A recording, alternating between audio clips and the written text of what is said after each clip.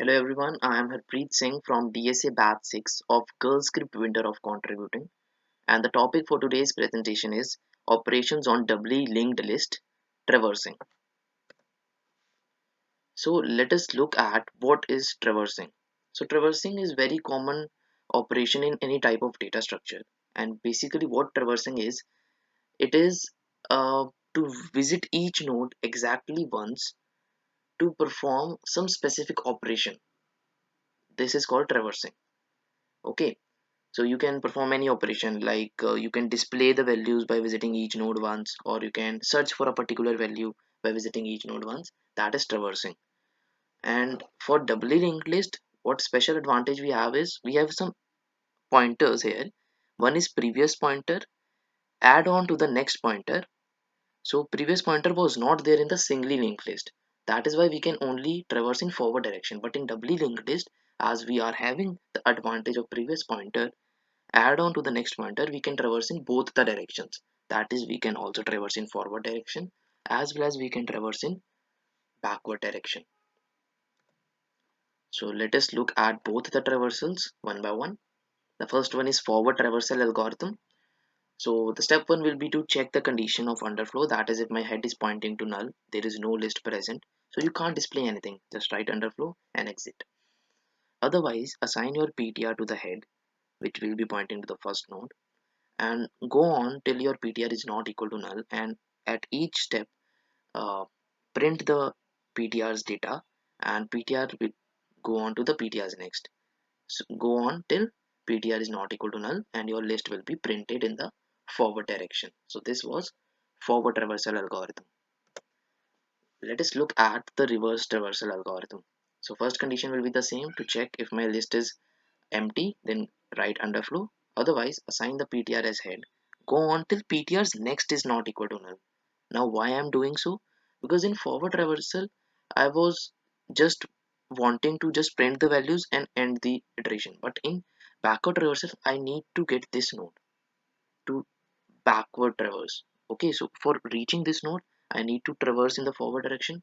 Then I will traverse in backward direction to print each and every value. So what I'm saying is, assign PTR as head, go on till PTR's next is not equal to null. So basically you will go on and stop where is your next, where is your last node.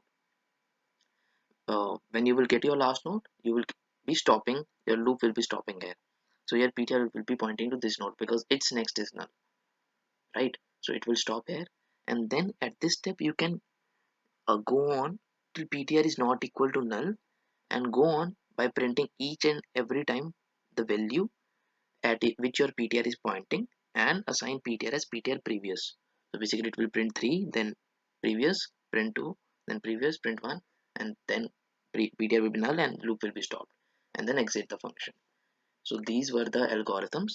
If I talk about the complexity part, then again, for the forward traversal, it is traversing each and every node one time. So it is order of n time complexity. And in backward traversal, what you're doing was you're going forward n time, and then you come backward one more n time. So n plus n, basically 2n, but in asymptotic notation, you will just say order of n. Okay. So both are order of n time complexity, and for space complexity we are not using any extra space, so it will be constant, that is order of 1 in both the cases. Now let me show you the menu driven program for this so that you can get better understanding.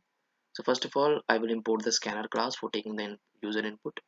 Then I am having the class name same as the file name. Here I have declared the scanner so that I can take input and I can use it anywhere I want to, that is by public static.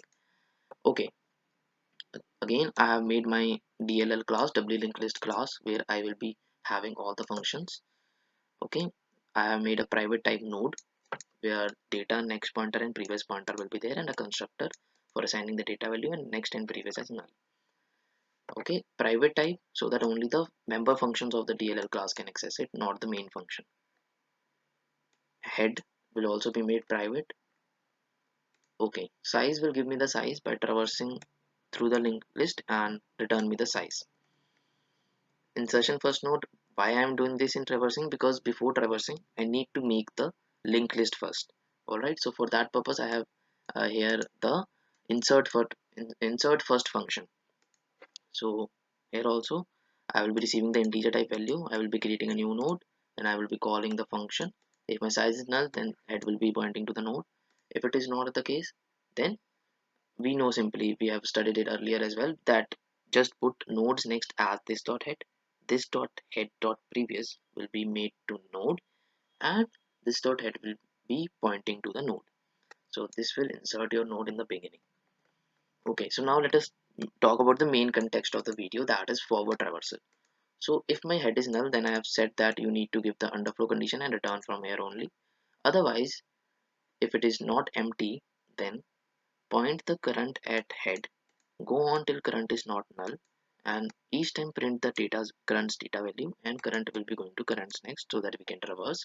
And after the loop gets over, just give a new line so that we can have a better reading. Okay, so that was forward traversal. If Now I have to talk about the reverse traversal. So again, underflow condition can be mentioned. After that, your current will be pointing to head. Go on till currents next is not null, so you will be reaching to the last node like this. And when you will reach to the last node, then for backward traversing, what you will be doing is when you're while go on till your current is not null, and each time print the current's data value, and current will be assigned current's previous so that it can go into the backward direction. And after the loop gets over, just say new line. All right, just give a new line for better understanding.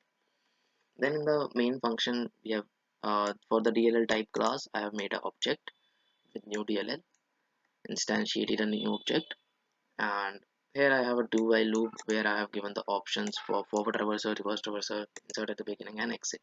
I am taking the user input, whatever options they want to select out of the four, and then I am having a switch case to receive the option entered by the user. In the first case, I am going for the forward traversal. In the second case, I am going for the reverse traversal. In the third case, I am getting an element and putting it, calling it to a function insert first, so that the node can be inserted in the beginning. And in the default case, whatever you will give except 1, 2, and 3, you will get out of the loop. That is why while true has been written, because this will make me out of the loop. This case, default case. Alright. So now let me run this.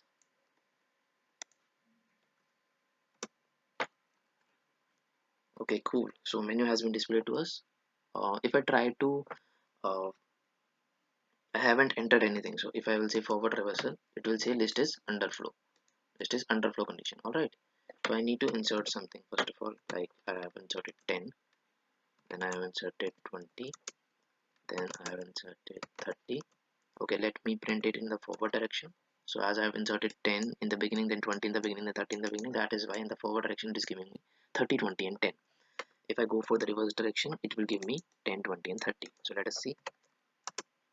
Yeah, as you can see, it is giving me 10, 20, and 30 in the reverse direction.